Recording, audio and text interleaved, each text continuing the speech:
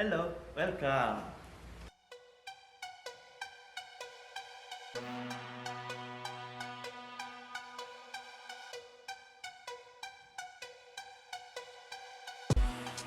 What's up guys? Welcome back to another video. It's been a while since we released yung last video natin dito sa channel. And ever since ay nadagdagan na ating inventory. So for today's video, I would like to showcase kung ano yung mga paborito kong pairs ng mga binibenta natin ngayon.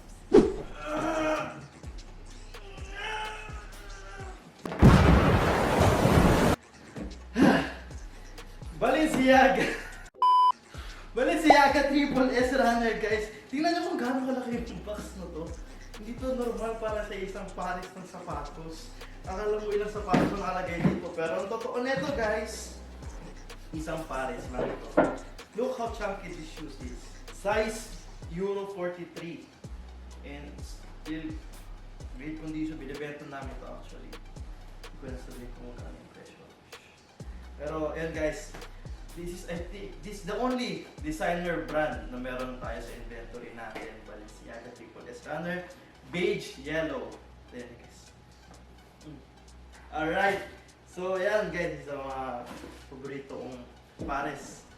Pares, parang nagutom ako bigla. ADHD! Next guys, the Jordan 4 Retro Thunder. This is the shoe na binili natin kay Sir na nasa last video natin. This is the shoe that started it all. The Jordan 4 Retro Thunder. Look how clean this is guys.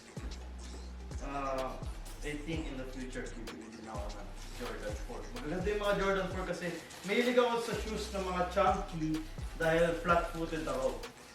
So, mas gusto ko yung mga chunky na shoes. Ito, recently, nirelease ko po itong shoes na ito. This is the Bart Simpson SB Dunks. Marami nag-inquire sa shoes na ito. And bagong dating lang to actually, dumating this week or this Sunday lang. So this is the Bart Simpson SB Dunks, size 9 guys. Napagtagpuan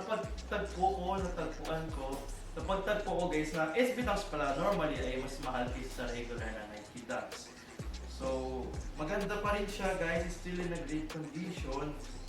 Ganda diba? This is one of the few pairs na marami nag-i-inquire and still available pa. So if you want guys, just go to Soul Sneaker sa FB page namin na Soul Sneaker, and then Instagram Soul Sneaker PH. And of course guys, don't forget to like and subscribe dito sa ating YouTube channel. Okay, so this will be a triple showcase guys. Another SB Dunks. I think some of you know kung ano na to, based sa box. But this is the Nike SB Dunks Powerpuff Girls collection. So this is the pink colorway or the blossom colorway. We have this in size 9 and in size 8. Meron din size 8 siya. Ito size 9. Look how beautiful this is guys. Actually nung nakita ko tong shoe na to, akala ko pang girly girl talaga siya. Pero hindi. Maganda din dito is may extra lace siya na color black. So kung masyado ako nag-girlan sa color orange na lace, meron siya extra lace na color black para maging manly. So that's the first one. Another one guys is the... ilabas ko muna ito ha. Kita ba? May kita siya. Alright. So the second part or the second shoe is the... what color is this? I think the bubbles! This is the bubble colorway guys, the blue and yellow colorway. See how beautiful this shoe is. One of the most hyped pairs at the moment. Diba? Meron din siyang extra lace na color black. So, kung nag-girlihan ka sa color yellow, may option. Size 9 and size 8 guys, available sa Soul Sneaker. And last but not the least ay yung buttercup na colorway. The green one. Which for me is the cleanest of them all. So ito yung pinaka gusto ko sa tatlo. Actually lahat talaga guys maganda. Sa totoo lang, lahat maganda. Look how clean this is. Meron siyang mata na ng mga Powerpuff Girls sa likod. Look at the detail, guys. Hindi siya kaganda. Sobrang ganda. So comment down, ano sa tingin mo pinakamaganda dito sa tatlong collection na to? We have again the size 9 and size 8 of the Powerpuff Girls SB Dunks. For the 8 pair, guys, we have the Nike Dunks Flat Fragment. Parang designer brand din to, guys. Tingnan nyo kung gaano siya kaganda. Nung pinost ko tong picture na ito siya. ADHD! Yan, kung makikita nyo, guys, parang siyang designer, parang Louis Vuitton style. Ganon. Actually, nung pinost ko to sa Facebook, akala ng pinsan ko na Louis Vuitton to. Pero, mahal to, guys. Mahal ko to i-bibenta kasi this is a collector's item. This is size 10. Another one of my favorite pairs. So, ito. Yossi Break. This is the Cold Sins Menthol Killers, guys. Fun fact, hindi siya talaga product ng Nike, hindi siya binibenta sa Nike store.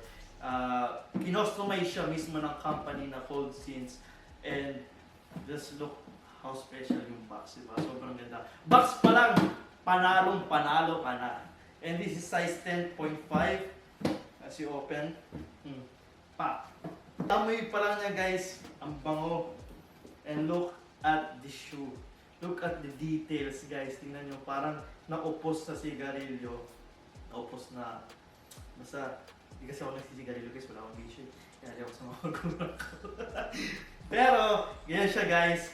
Ang ganda. We have the mustard, a mustard lace.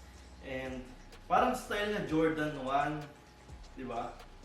In fact, this is a reverse swoosh. Parang Travis Scott. So, and then the Cold Sins brand sa likod. And guys, look how beautiful that is. And since this is a special shoe, mahal ang ibibenta ko siya. Mahal ang pagkabenta ko dyan, syempre. So, second to the last, guys.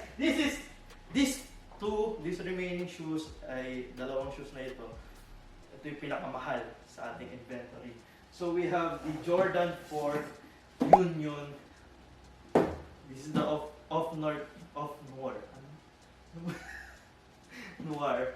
Basta, guys, tatanong ko na lang kay Medium Dictionary mamaya kung ano magkakabigkas. Noir. So this is the Jordan 4 Union of Noir.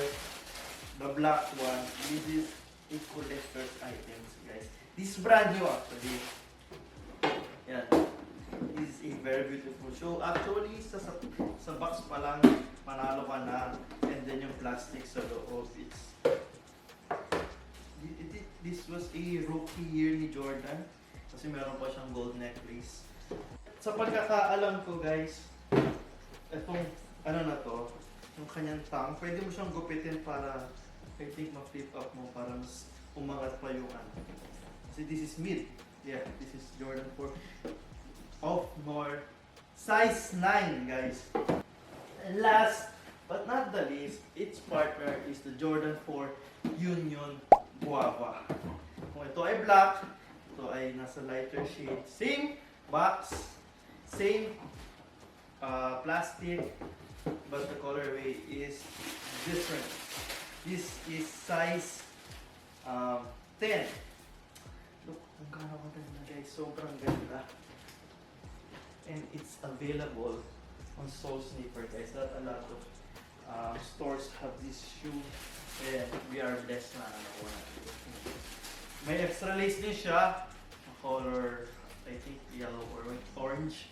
Yellow orange, yes sir. So, yun guys. This is itong dalawang to pinakamahal na shoe sa ating inventory. So, that is it for today's video, guys. I hope you enjoy. Don't forget to like and subscribe. Next video, I will give you a insights. So, kung ano yung naging journey ko for the whole month na naging reseller ako. And hopefully makatulong sa mga iba na nag-a-aspire If gusto nyo maging reseller or if gusto nyo mag-start ng inyong business, hopefully I can inspire you guys. So that's it for today's video guys. Bye-bye!